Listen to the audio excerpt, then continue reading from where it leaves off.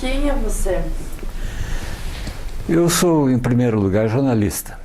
Tá? Meu nome é Celso Ferreira do Nascimento, mais conhecido desde os tempos da escola apenas como Celso Nascimento, porque na chamada os professores me chamavam de Celso Nascimento e acabou ficando essa redução aí. Mas, na verdade, eu me orgulho muito do sobrenome Celso Ferreira do Nascimento, que era o nome do meu pai, Antônio Ferreira do Nascimento. Eu nasci numa família que veio, ou mais diretamente meu pai, que veio do Ceará em 1915, fugindo da seca do sertão, conforme descrito pela como é que é o nome da nossa escritora, Queiroz? Raquel de Queiroz, né? E que veio parar aqui no Paraná lá em 1918, mais ou menos 1920, ele veio aportar aqui no Paraná como ferreiro e depois se tornou comerciante com o tempo, era um homem inteligente, de poucas letras, porém um sujeito extremamente devoto à leitura, lia muitos livros. O hábito dele era ler pelo menos um livro por semana. Além disso, era assinante de vários jornais. Na época, no interior do estado, Siqueira Campos, ali perto de Tomazina, Santo Antônio da Platina, os jornais eram jornais de fora, vinham de Curitiba ou de São Paulo, chegavam com um dia depois, e eu, rapazinho ou pequeno, era o encarregado de pegar no correio os jornais que chegavam, na nossa caixa postal. E eu ali tomei gosto pela leitura de jornal, porque também via meu pai lendo jornal todas as noites. Bom, e foi a partir desse gosto pela leitura de jornal, pela leitura de livros, que eu me vocacionei, digamos assim, para a profissão de jornalista. Eu acredito que não seja exatamente uma obra do acaso, mas também uma obra de necessidade. Eu sempre fui bastante franzino, era um menino que sofria de asma e tal, não tive o crescimento que meus irmãos tiveram, que eram maiores do que eu, eu era também frágil, fraco, e naquela época não existia o nome, mas existia a ação chamada bullying, né? E eu, de certa forma, era vítima de bullying, porque eu era sempre o menorzinho da sala, sempre aquele que era mais massacrado pelos maiores. Bom, eu, como não tinha força física para enfrentá-los, mas eu tinha uma capacidade que talvez eles não tivessem. Eu tinha a capacidade de escrever já desde pequeno, e sempre fiz, pelo menos desde que eu me lembro, a partir do terceiro ano ginasial, eu tinha 11 ou 12 anos, eu fazia regularmente o jornal de classe. Então era ali que eu gozava dos meus colegas, era ali que eu respondia às gozações, era ali que eu falava dos professores, etc. Então aquilo parece que me dava um certo poder de fazer com que eu fosse poupado do bullying, né? Porque eles tinham um certo temor que eles fossem vítimas na próxima edição de uma gozação, de uma piada minha, coisa assim. E fiz isso durante todo meu curso ginasial e também curso científico, também tinha meu jornalzinho, daí já impresso, mimeografado, distribuía no colégio estadual, onde eu terminei o científico, tá? E assim foi. Então, em 1964, a Universidade Federal do Paraná abriu o seu curso de jornalismo. E eu, lendo o jornal em casa, o jornal O Estado do Paraná, vi lá uma notícia que haveria vestibular para o curso de jornalismo. E eu tinha me preparado, porque era do gosto do meu pai, para fazer o vestibular de medicina. Era isso que eu achava que deveria ser, porque meu pai achava que eu deveria ser médico. Mas Como eu não me, apareceu aquele vestibular de jornalismo, eu fui lá e fiz a inscrição, sem ter feito nenhum preparo, nem nada. Que os vestibulares não eram unificados, cada curso tinha o seu próprio vestibular, cada faculdade tinha seu próprio vestibular. Fui lá, fiz o vestibular de jornalismo, passei em segundo lugar, por acaso, no vestibular de jornalismo. Fiz, na época eram apenas 3 anos, então me formei em jornalismo em 66, 66. Passei esse período aí exatamente entrei no ano em que aconteceu a Revolução Militar, o golpe militar. Passei praticamente os anos todos do curso de jornalismo sob um regime já de contenção da atividade estudantil. E em 66 mesmo, quando eu estava cursando o último ano de jornalismo, pelas mãos do meu colega e também jornalista Walter Schmidt, que era meu contemporâneo de faculdade e que já estava fazendo um estágio na Gazeta do Povo, ele me apresentou a redação da Gazeta do Povo para também aproveitar uma vaga de estagiário que tinha lá. Isso foi em outubro de 66. De outubro de 1966 até hoje, 2016, tá? Eu nunca mais perdi contato com essa empresa, com esse grupo jornalístico. Então, portanto, eu tenho, digamos, uma história de Gazeta do Povo, ou de grupo RPC, de grupo GRPcom, de praticamente meio século. É claro que dentro desse meio século houve aí um intervalo. Passei praticamente 10 anos trabalhando apenas, exclusivamente no serviço público, mas felizmente eu era chamado de volta. Eu tenho um reconhecimento muito grande, uma saudade imensa também, por uma pessoa que teve um papel importantíssimo na minha vida profissional, e essa pessoa chama-se Francisco Cunha Pereira Filho, que era o dono do jornal. Quando eu ingressei na Gazeta em 66, fazia apenas 4 anos que ele havia, juntamente com o Adolfo de Oliveira Franco Filho, com o Edmundo Lemansky, comprado o jornal lá da família Plácido e Silva.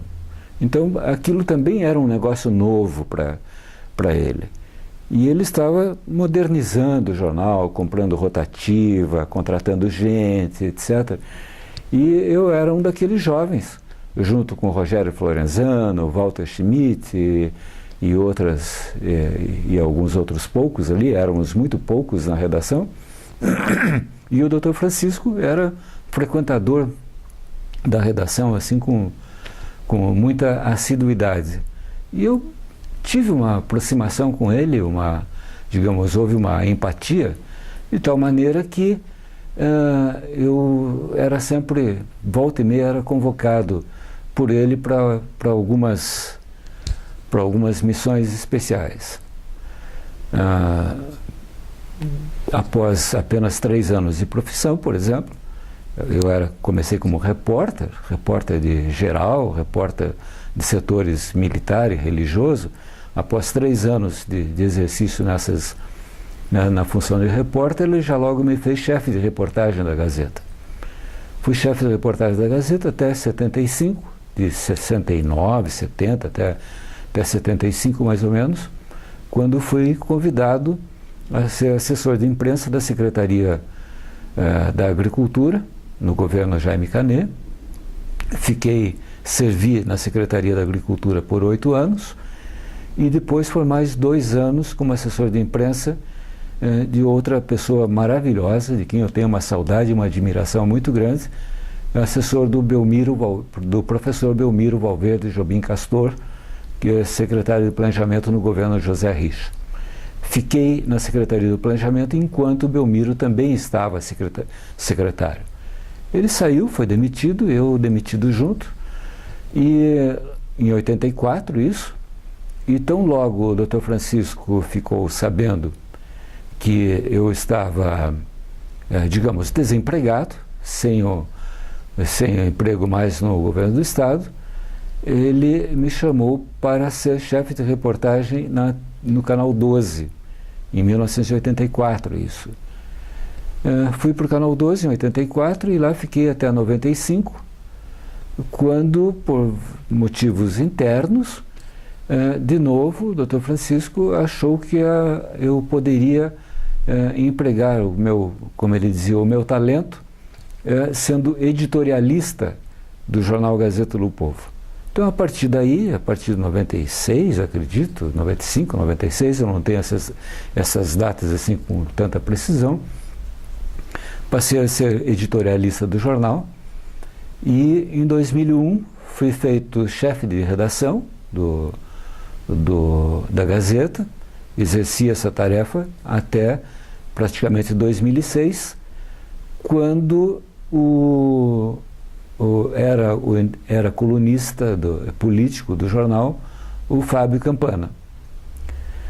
Também meu amigo particular, admirador, trabalhamos juntos na Gazeta também, lá pelos anos 60, 70, e o Fábio deixou de ser o colunista, foi tentar outras atividades fora, e era ano de eleição, 2006, e o jornal precisava de um novo colunista social, um novo colunista político.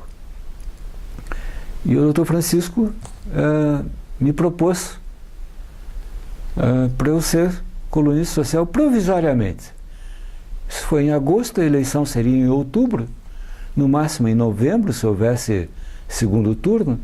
Então eu seria colunista político por 3 ou 4 meses no máximo e voltaria para as minhas funções de editorialista, seja o que fosse. Mas parece que os astros aí ajudaram e a coluna teve uma boa repercussão. Digamos que eu tenha inaugurado na Gazeta um outro jeito de fazer cobertura política, um outro jeito de observar as coisas da administração pública, um outro jeito de investigar as situações e de me mostrar também independente com relação a quaisquer que fossem os partidos ou governantes, seja lá quem fossem. E a coluna passou a ter um índice bastante razoável de leitura, bastante grande de leitura, e eu permaneci como colunista político da Gazeta do Povo. Desde então eu permaneço até esse momento, fevereiro de 2016, ainda estou colunista da Gazeta do Povo política, na área política. Ao mesmo tempo, além da coluna política, eu ainda faço também editoriais para a Gazeta. Não deixei de ser editorialista. Então, sou editorialista e colunista político da Gazeta. Então, basicamente, essa é a minha história profissional, né? Houve, neste entremeio, aí desse quase meio século de atividade, várias outras funções que eu acabei ocupando, como, por exemplo, vamos voltar lá para 1968, quando o Dr. Francisco já percebeu que a necessidade de um jornal, que para o jornal crescer, seria importante ter uma parceria em televisão. E verificou que ele poderia fazer uma parceria com o Canal 12, cujo proprietário foi o pioneiro Najib Shed, e essa parceria resultou num telejornal que era feito à noite, às 10 horas da noite, e eu fui um dos três jornalistas designados pelo Dr. Francisco para sermos os redatores desse telejornal noturno. Chamava-se Telejornal Financial, porque era patrocinado por uma empresa financeira com sede no Rio Grande do Sul. E isso em 68, eu fiquei trabalhando concomitantemente na Gazeta do Povo durante o dia, e à noite eu ia fazer lá, redigir as matérias, editar as matérias para o jornal das 10 horas da noite.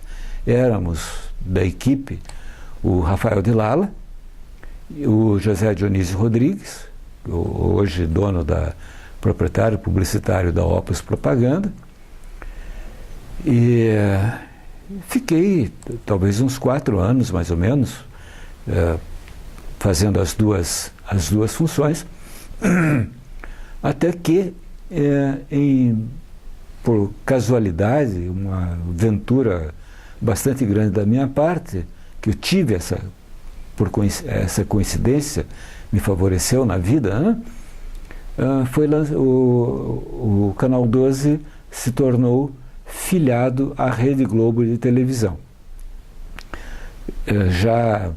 Acredito que o Dr. Francisco já havia comprado do Najib Shed a televisão, nessa época, em 1969, quando foi lançado, em 1º de setembro de 1969, foi lançado o Jornal Nacional. O Jornal Nacional, feito muito precariamente, ainda na época, não existiam as facilidades de hoje, as transmissões eram feitas todas via micro-ondas, e as dificuldades de transmissão das matérias eram muito grandes. O Canal 12 não estava sequer aparelhado com aparelhos de videotape. As filmagens, as reportagens eram feitas todas em filme preto e branco, pelo Maneco Soares, que o Ribas deve se lembrar dele, né? E nós recebemos do Rio de Janeiro uma proposta para participarmos com uma reportagem no primeiro Jornal Nacional que foi ao ar nessa data, 1º de setembro de 69. E eles próprios sugeriram, em razão de matérias que haviam saído nos jornais naqueles dias, de que Curitiba era a capital nacional da barbeiragem. Era aqui em Curitiba que havia o maior índice de acidentes de trânsito dentre todas as capitais brasileiras. Então a Alice Maria e o Armando Nogueira acharam por bem que Curitiba participasse do Jornal Nacional, aquele primeiro Jornal Nacional, com a matéria sobre Curitiba, capital da barbeiragem. E eu fui, por coincidência, o repórter dessa matéria. Então tive a sorte de ser, digamos, entre os paranaenses aqui, os homens de televisão da época, o repórter inaugural do Jornal Nacional nessas terras. Bom, também por designação do Dr. Francisco, logo ele me tirou do Canal 12 para fazer para apostar num outro projeto dele, que foi reativar o Diário da Tarde. O Diário da Tarde era um jornal tradicional, fundado no início do século XX, aqui em Curitiba, da família Barroso, e que o Dr. Francisco havia comprado o jornal muito mais em razão da máquina, da rotativa que o Diário da Tarde tinha, do que propriamente pelo título Diário da Tarde.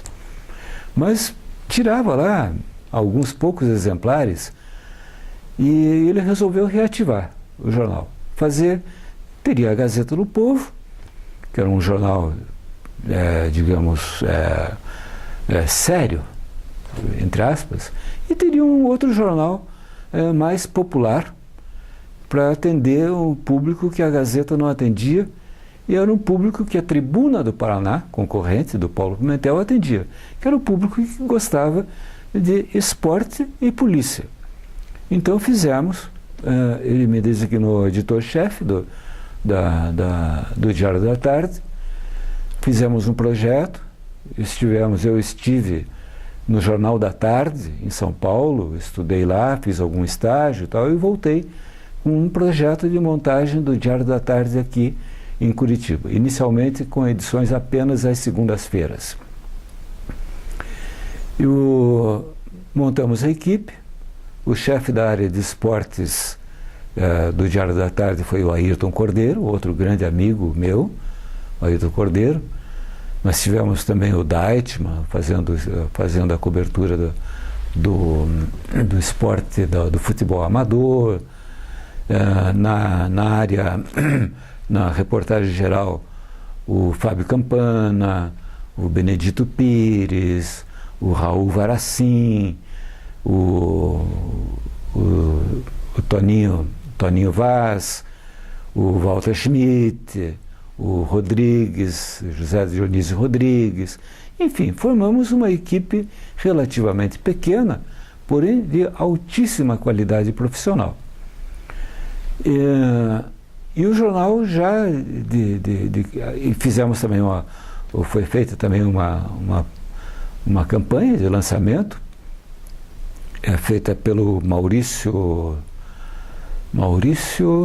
que foi o sócio do Rodrigues também, Maurício Távora, fez uma campanha muito boa, em que o slogan era o Diário da Tarde, o jornal que diz o que e o porquê. Então nós tivemos que honrar o slogan que tinha sido criado e fizemos um jornal que era diferente daquilo que se fazia em Curitiba na época. E o resultado é que em poucos meses nós conseguimos tirar a tribuna da liderança, às segundas-feiras. A tal ponto que num determinado evento esportivo importante que ocorreu, não me lembro, algum tricampeonato, se não me engano, do Curitiba, o jornal rodou, já com tiragem superior àquela que seria usual, mas às 8 horas, e distribuído às bancas, os banqueiros iam lá buscar os jornais. Às 8 horas da manhã, havia de novo banqueiros fazendo fila na porta da Gazeta do Povo, na Praça Carlos Gomes, querendo mais exemplares do Diário da Tarde, porque a demanda foi muito maior do que aquela que se esperava. E foi necessário, então, chamar de volta os gráficos para rodar mais exemplares do Diário da Tarde para redistribuir às bancas de Curitiba. Então, essa é uma das partes de que eu me orgulho na profissão, além dessa a que eu me referi recentemente, agora há pouco, sobre minha primeira passagem pela televisão, entre 68 e 71, 72, por aí, e depois a passagem pelo Diário da Tarde. Diário da Tarde eu fiquei até o momento, somei, né? Diário da Tarde e Gazeta do Povo. Em nenhum momento eu deixei de trabalhar na Gazeta do Povo. Sempre trabalhava na Gazeta do Povo e na televisão, ou depois Gazeta do Povo e Diário da Tarde. Quando eu recebi uma proposta para trabalhar no governo com um salário maior, e eu, por motivos pessoais, também estava insatisfeito em continuar na empresa naquele momento, acabei aceitando a missão de ser assessor de imprensa na Secretaria da Agricultura. E aí foi uma outra experiência completamente diferente e altamente gratificante para mim, porque foram 8 anos na Secretaria da Agricultura em que eu convivi com 2 secretários de Agricultura de governos sucessivos. Primeiro governo Jaime Canet, em que o secretário da Agricultura era um agrônomo, Dr. Paulo Carneiro Ribeiro, e no segundo governo, já no governo Ney Braga, o outro secretário foi nada menos que o Reinhold Stefanes. Então eu trabalhei com esses 2 homens, com esses 2 grandes secretários de Agricultura, e tive a oportunidade de viajar muito pelo Paraná, conhecer muito, bastante, não o suficiente, mas bastante sobre agricultura, política agrícola, o drama do produtor rural, assistir de perto e viajando em companhia, assessorando o então governador Jaime Canet viajamos muito no dia da geada, nos dias seguintes em que aconteceu a geada negra aqui no Paraná, que reduziu a zero, a pó, praticamente a cafeicultura do estado, acabou com o trigo, etc. E no governo Canet mesmo, que estava se iniciando, ele havia começado a governar em março, em julho aconteceu a geada negra. Então, portanto, fazia apenas 3 ou 4 meses que ele estava no governo, quando praticamente a economia do Paraná, que dependia muito da monocultura do café, a economia do Paraná foi dizimada por aquela geada. E foi graças à coragem dele, àquele poder de liderança que ele teve, que o Paraná realmente deu a volta por cima, reconstituiu a agricultura, diversificou a agricultura. Foi quando houve a grande expansão das culturas de soja e milho em substituição ao café. O café também voltou naquela época, mas já com novas tecnologias, menos infensas aos problemas de intempéries e com maior qualidade. Hoje o Paraná voltou a ser o maior produtor de café. Tá? Foi necessário importar sementes de trigo do México e tal, porque nem para a semente sobrou trigo aqui no Paraná em razão da geada. Então eu tive a aventura de conhecer esse interiorzão viajando. Me lembro que quando o mapa do Paraná dizia que o Paraná tinha 288 municípios, um colega meu e eu fizemos diante do mapa, fomos assinalando os municípios onde cada um tinha passado. E eu, naquela altura, dos 288 municípios do estado, eu já tinha passado por 250. Então, isso, acabei certamente conhecendo os demais, em razão da continuidade da minha tarefa na Secretaria da Agricultura, e depois, felizmente, com o Belmiro, assessorando o professor Belmiro Valverde na Secretaria do Planejamento, em que meus conhecimentos, digamos, o meu preparo, dentro do governo, se ampliou no sentido de entender mais a respeito de políticas públicas, de planejamento do Estado, como se faz, como é que se controlam as finanças. Aí, nesse caso aí, o governador já era o governador José Richa, e foi na Secretaria do Planejamento que foi feita toda uma discussão que levou pelo menos 3 meses, se discutindo o plano de ação do governo Richa. E eu participei, e essas reuniões eram feitas com todos os setores do governo, Copel, Sanepar, transportes, saúde, educação, etc. Havia grupos que se reuniam com alguma frequência e definiam-se as políticas que deveriam ser adotadas em cada um desses setores. E essas reuniões eram sempre presididas pelo Belmiro, e eu sempre estava, quase que obrigatoriamente, sempre estava presente nessas reuniões. Eu estava presente, e mais também o que era então presidente do IPARDES, que é o professor Judas Tadeu Grassi Mendes. Terminado o ciclo de reuniões, era preciso dar forma ao documento, ao plano de ação do governo José Richa. E nós, o professor Judas Tadeu e eu, fomos encarregados de redigir o plano de ação do governo. Então, isso me ajudou muito a ter uma noção muito geral, ou muito particularizada em alguns setores e com alguns problemas, a respeito do Paraná. E a respeito de Brasil também, consequentemente, com menos intensidade, claro, mas isso me levou a ter um conhecimento bastante razoável a respeito do Paraná. Em razão dessa experiência profissional, que eu coloco entre aspas, desde do ginásio, fazendo jornalzinho de classe, depois trabalhando em redação de jornal, em redação de televisão, como chefe de reportagem de televisão, que eu fui também de 84 a 95, né? Viajando bastante, tendo muito contato com a Globo no Rio, com o jornalismo da Globo no Rio ou em São Paulo. Tudo isso foi me dando condições profissionais que eu diria boas. Não quero ser presunçoso, mas talvez um pouco acima da média do que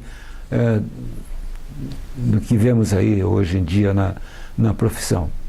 E por isso, quando me foi oferecida a oportunidade, ou me foi determinado que passasse a fazer a coluna política do jornal, eu tentei inaugurar, e acho que consegui isso, ter uma outra visão do que é política. Política não é apenas disputar a eleição, ser deputado lá na Assembleia Legislativa, ou ser secretário disso e daquilo. Política é, sobretudo, pensar naquilo que seja de interesse público, naquilo que favoreça o interesse público e pensar também no que os políticos, administradores, a maneira como se eles estão agindo em favor ou contra o bem comum. Então, foi em razão desse conhecimento e dessas convicções que foram crescendo em mim, que eu pude, como eu estava dizendo, praticamente inaugurar uma nova forma de fazer colunismo político no Paraná. Hoje, felizmente, a coluna política da Gazeta do Povo, assinada por mim, tem se mostrado com índices de leitura bastante grandes, talvez acima da média, ou acima da média da leitura geral da Gazeta, e me rende problemas? Rende. Dou problemas para o jornal? Dou. Tá? Porque fui inúmeras vezes processado por pessoas que não gostaram daquilo que eu escrevi, daquilo que eu apontei. Eu poderia dizer que foram dezenas já as ações que tramitaram na Justiça em razão de matérias que eu escrevi na coluna. Graças a Deus, felizmente, não houve nenhuma condenação, muito pelo contrário. Tá? Tudo aquilo de que eu fui acusado de mentir, caluniar, injuriar, enfim, tudo aquilo foram acusações contra mim que foram afastadas, não foram aceitas pela Justiça, e eu continuo fazendo o meu papel. Bom, ainda há algumas ações que ficaram emblemáticas, fazendo parte até da história do jornal. Era o governo Requião, o diretor superintendente do Porto de Paranaguá era o irmão dele, um psicólogo, o Eduardo Requião, e houve ali problemas administrativos no Porto de Paranaguá, bastante graves, trazendo muita revolta a produtores rurais, aos usuários em geral do Porto de Paranaguá, e eu fui apontando repetidamente os erros e o que se fazia lá, inclusive envolvendo corrupção, etc.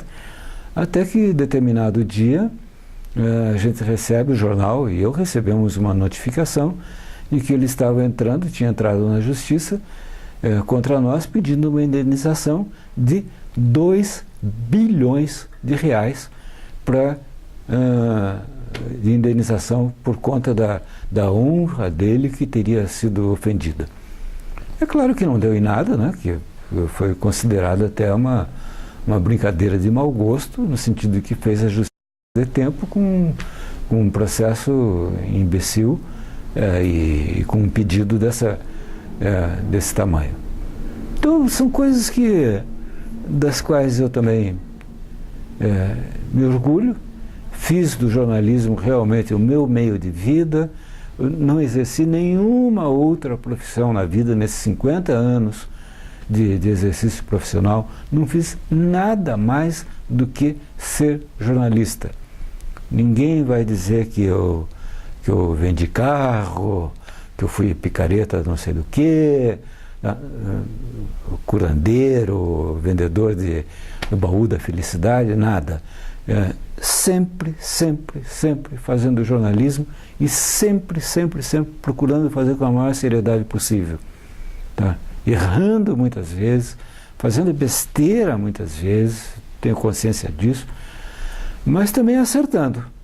E, sobretudo, nesse período todo, fazendo muitos amigos. Colegas meus, dos quais eu era supostamente chefe, né, que eu exerci muitas funções de chefia nesse período, mas que se tornaram amigos e irmãos. Né? E me orgulho muito dessa proximidade que eu tenho com inúmeras dessas pessoas. Estou aí sobrevivendo. Completei 70 anos nesse 9 de janeiro de 2016. Vou falar um pouquinho sobre mim, então, agora um pouco. Voltando um pouquinho lá, nasci em Siqueira Campos, uma cidade do norte pioneiro, mas saímos de lá já quando eu tinha 3 meses de idade. Meu pai era comerciante, tinha 2 lojas, uma em Siqueira Campos, outra em Santo Antônio da Platina, e ele comercializava também a café, algodão, etc., e além das lojas dele, que se fossem hoje, poderiam ser hoje comparáveis a supermercados, eram armazéns de secos e molhados, mas que vendiam de lata de sardinha a máquina de costura, enfim, artigos em geral, tecidos, o que viesse. E em 1951, eu já com 5 anos, mudamos para Curitiba. Meu pai se sentiu doente, ele tinha 50 e poucos anos, mas já estava muito cansado de tanto trabalho que ele tinha tido na vida e resolveu se aposentar e vir morar em Curitiba. Fomos morar ali na Rua Mauá, perto da então fábrica de pianos Essenfelder, entre a João Gualberto e o Centro Cívico. Então eu, menino, tive a oportunidade de acompanhar um pouco da construção do Centro Cívico, do Palácio Iguaçu, do Tribunal do Júri, do Tribunal de Justiça, andando por ali no meio do barro, etc., procurando barro para fazer bolinha, aquelas coisas de menino de 5, 6, 7 anos de idade. Estudando ali perto, na João Gualberto, no Grupo Escolar Professor Brandão. E depois de algum tempo, meu pai resolveu voltar à atividade de comerciante.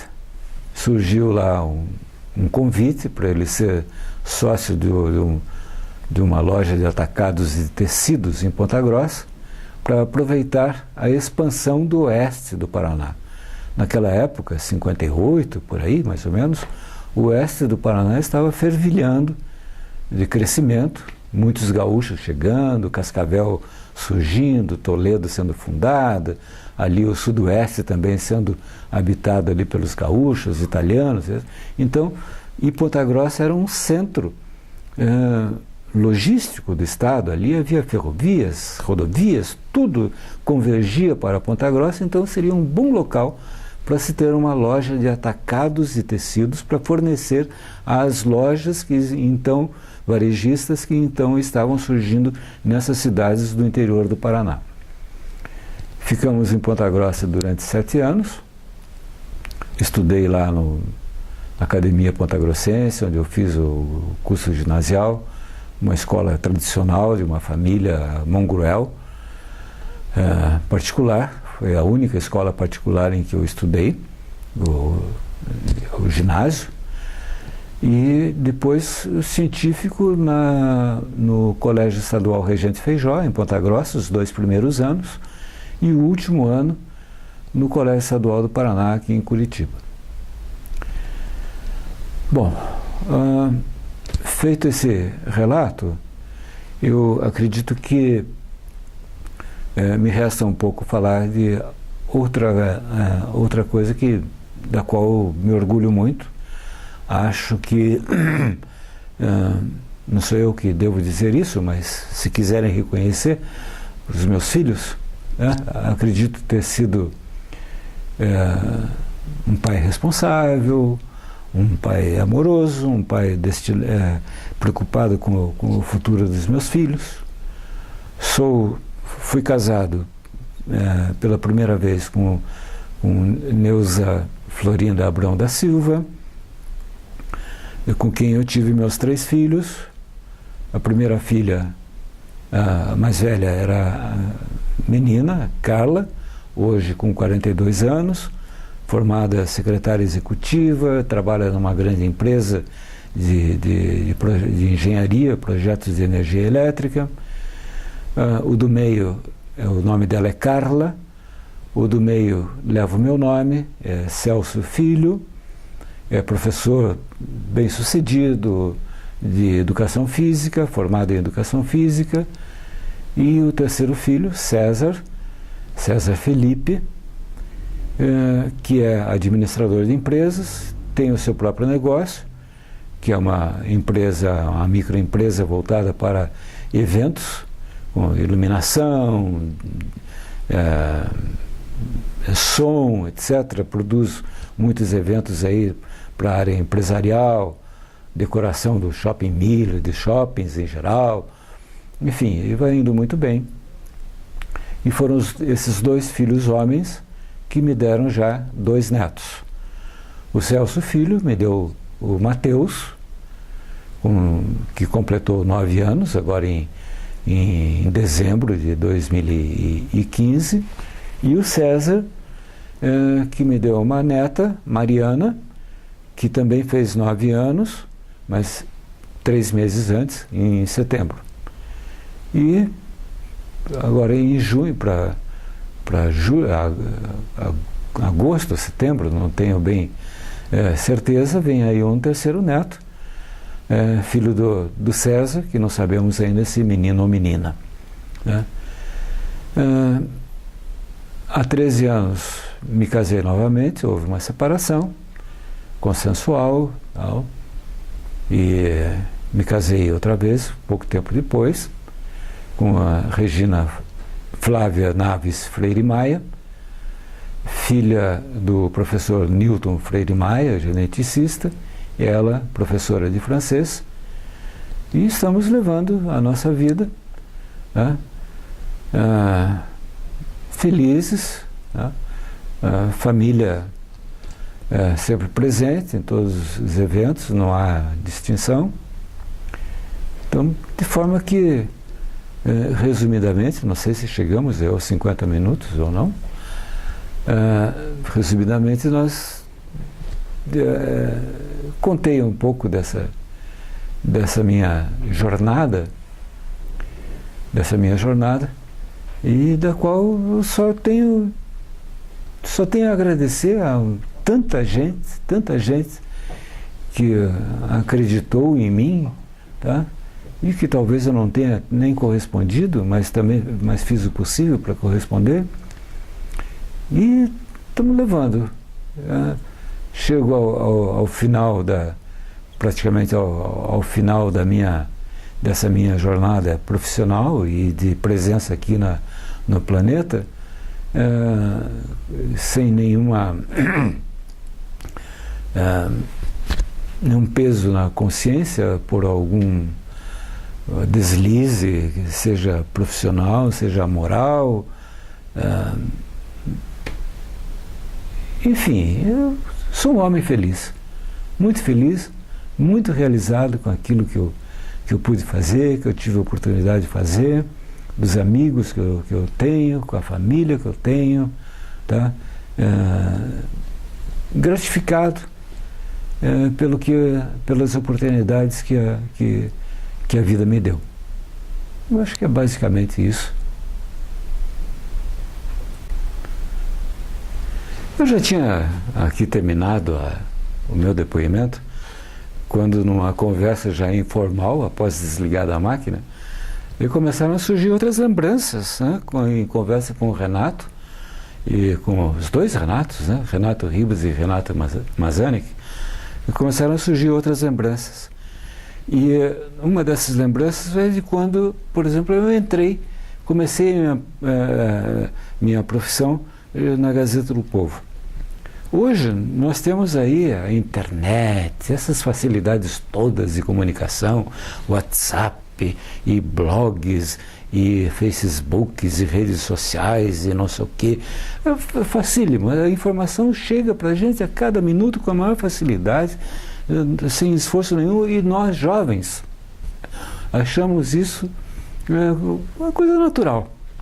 Bom, quando eu comecei em 1966, e isso prosseguiu ainda por algum tempo, como é que a Gazeta do Povo recebia as notícias nacionais e internacionais? Como é que era possível aquilo? Era possível pelo seguinte: embaixo de uma escada, no antigo prédio da Gazeta do Povo, na Praça Carlos Gomes 4, havia duas máquinas de escrever, um receptor de rádio grande, com um dial daqueles assim redondos, ponteirão redondo assim, e dois soldados da Polícia Militar sentadinhos, cada um na sua cadeira e com a sua respectiva máquina de escrever, fones de ouvido, e pegando sinais de código Morse transmitidos pelas agências Transpress, France Press, UPI, AP, e eles datilografando as notícias que chegavam via código Morse. Então terminava uma notícia, ele arrancava o papel da máquina e levava lá na redação, tá? Que ficava ao lado. E o companheiro dele continuava a tarefa. Daí entrava, já estava sentado ali, daí o companheiro dele, enquanto ele ia levar a notícia para a redação, o outro ficava pegando lá aqueles sinais de código Morse de novo. Terminava a notícia, levava para a redação, enquanto isso o outro que já tinha voltado reassumia a função. Então era uma coisa assim que hoje é inimaginável para quem está começando a fazer jornalismo, começando a trabalhar com informação. Isso é uma coisa que, meu Deus do céu, código Morse. Nós, no século XX, 1966, quase 1970, já quase no fim do século XX, nós estamos usando ainda um instrumento do século XIX, o código Morse e o rádio. Tá? Para obter notícias de fora. E o jornal era feito a chumbo. Né? A redação fedia a chumbo. Havia caldeiras que derretiam chumbo no porão, nas oficinas do jornal. Hoje tudo à base de computador, tudo limpo, tudo silencioso, etc. Não existem mais aquelas brincadeiras, aquelas chacotas que existiam nas redações. Enfim, um outro, como diria um amigo meu, que trabalha, que hoje é chefe de redação lá da Gazeta, ele disse que eu vivi, que eu sou um exemplo desses, que eu vivi de Gutenberg a Zuckerberg, quer dizer, do inventor da imprensa ao inventor do Facebook, quer dizer, é o suprassumo das redes sociais. Né? Então eu passei por todas essas fases, entre a recepção de notícias via telégrafo e rádio, no MUC ali de soldados contratados aqui, telegrafistas da Polícia Militar. Depois veio o teletipo, né, que era uma máquina de escrever, que era uma coisa maravilhosa. A máquina de escrever escrevia sozinha, porque vinha lá sinais telegráficos. Eu me lembro que passávamos madrugada, em 1968, Bob Kennedy tinha sofrido um atentado, e estava morre, não morre, etc. E a Gazeta não podia sair se não saísse enquanto não chegasse a notícia da morte dele, que poderia acontecer a qualquer momento. 5 horas da manhã nós estávamos lá vendo a cada momento lá as notícias que chegavam no teletipo, as notícias que chegavam do Bob Kennedy, a respeito do Bob Kennedy. Chegou uma hora, 5 horas da manhã, não dá mais para esperar. Roda o jornal. Rodou o jornal foi para a rua. 1 hora depois, o Bob Kennedy morreu e a manchete do jornal daquele dia já estava ultrapassada. Então são essas vivências que hoje já não existem, praticamente não existem mais, porque a informação é instantânea, é online, está aí online. Não há mais essa preocupação. Né? Daí, foto. Como é que os jornais podiam ter foto? Digamos que o ataque de 11 de abril de 2001 tivesse acontecido em 1966, 68, 69.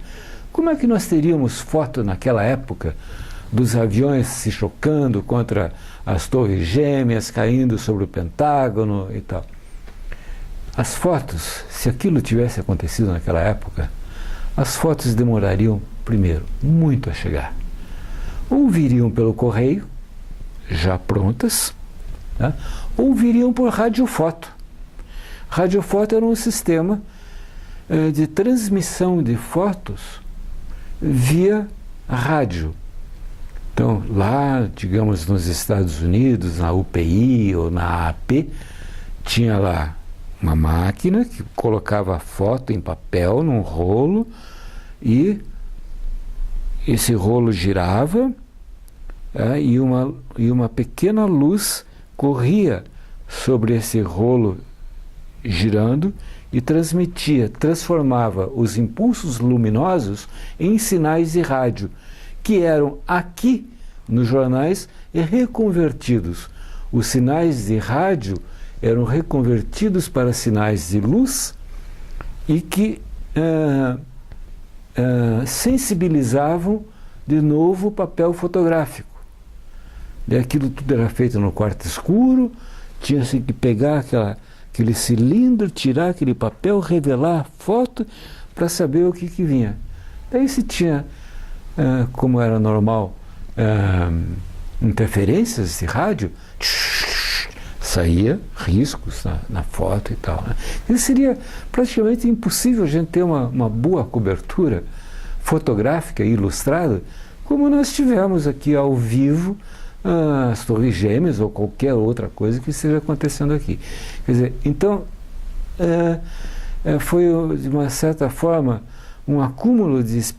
esse acúmulo de experiências de ter vindo do Gutenberg até e chegar ao ápice da minha, quase ao fim da minha profissão já com a internet, essa maravilha de transmissões, do Gutenberg ao Zuckerberg, eu percorri esse caminho.